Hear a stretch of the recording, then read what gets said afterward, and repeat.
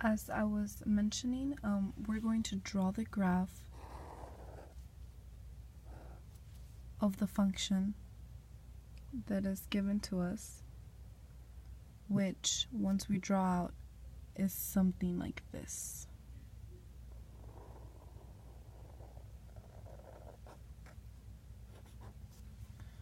And when determining the end behavior, always write it out like this.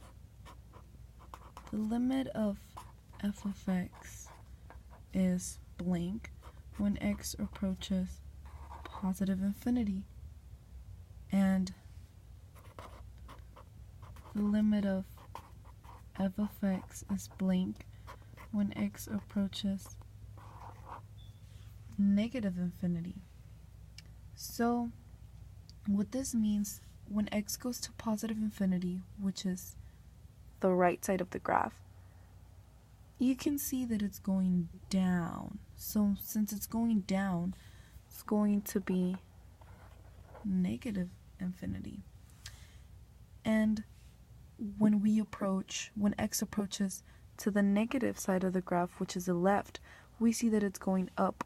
So we see that it's actually going to positive infinity. So we see that it rises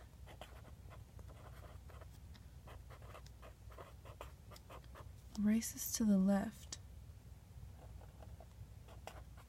and it falls to the right. And that is how we got the end behavior of this function. We graphed it.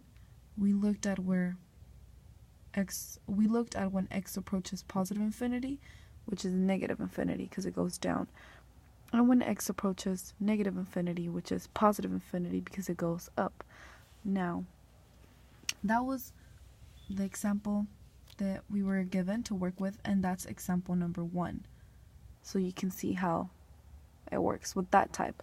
I'm going to show you 3 more. This is number 4. I'm going to show you 3 more ways that end behavior shows up, because it's not always going to be just this way, and it's not always going to be just this way being paired.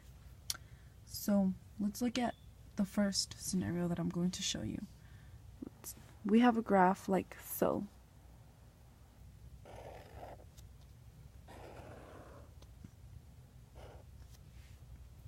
We have a graph that's going like this.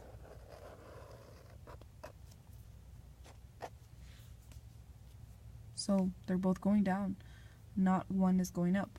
So we write it out again. The limit of f of x equals blank when x approaches positive infinity, and the limit of f of x equals blank when x approaches negative infinity. So when x goes to positive infinity, or the right, we see that it's going down. So it's negative infinity. And when x is approaching negative infinity, going to the right, we see that it's also going down. So it's also negative infinity. This is another way that it tends to show up. You see how it's not always going to be paired? It might be like mixed around. Another scenario is, say we have a graph like so.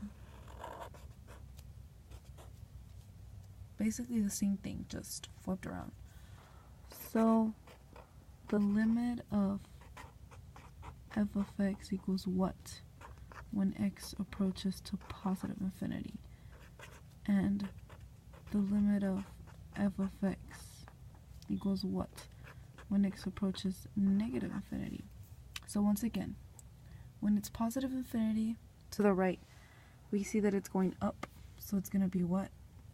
Positive infinity.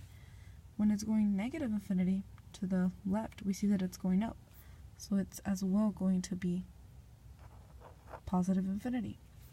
Now we're going to have one more scenario, and you might get a little bit confused, or you might say, What is that? But do not get scared.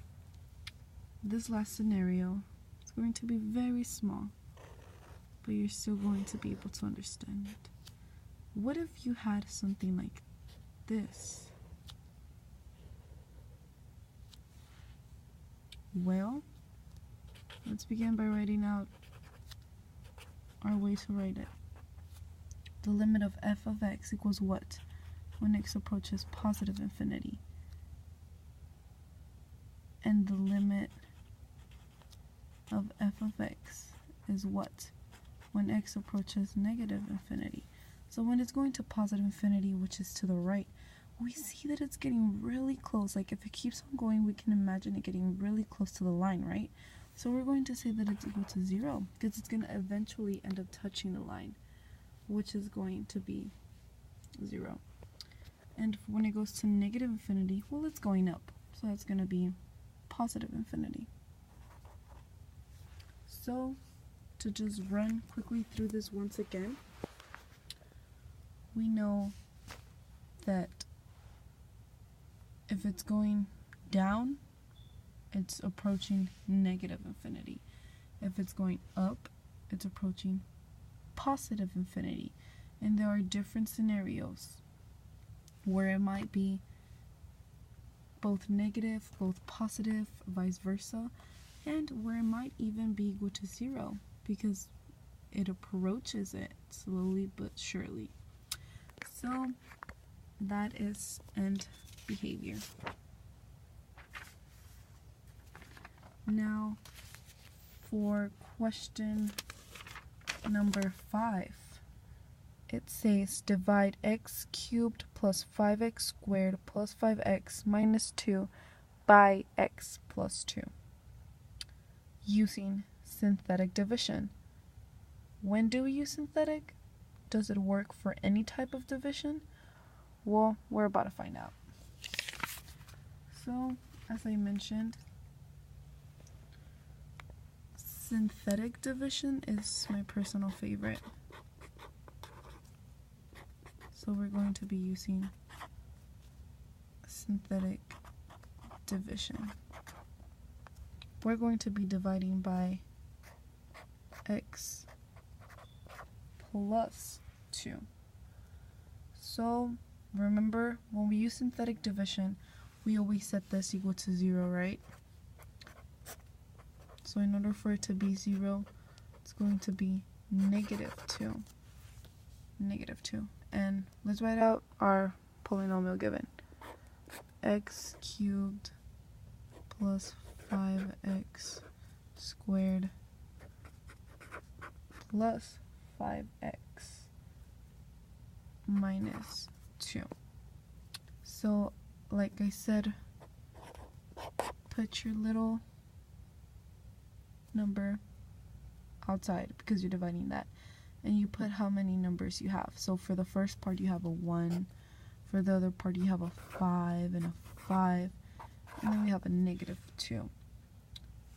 And like I said, draw your little line. Bring down your first one, which is a 1. Multiply by negative 2, which is negative 2. Bring it up. Add 3 times negative 2 is negative 6.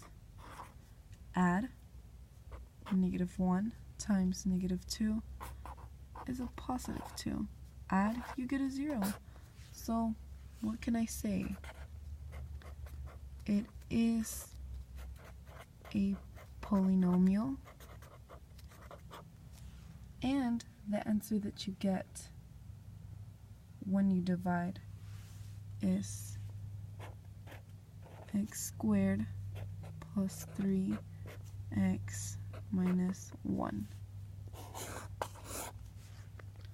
Because you take away 1, x squared, take away 1, 3x, and just negative 1 because you take it away. And because you do not have a remainder. So, it is a polynomial. You can use it anytime when you need to divide, unless